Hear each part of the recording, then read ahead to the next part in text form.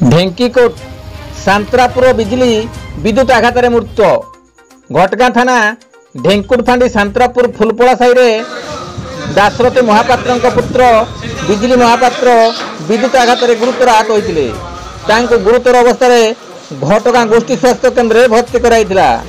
तेबे सेठारे डाक्तर चिकित्साधीन अवस्था संध्यारे मृत्यु घटी।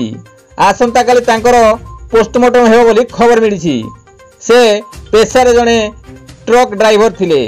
तांको मृत्युरे घटगां ड्राइवर संघ तरफ गभीर शोक प्रकाश कराई।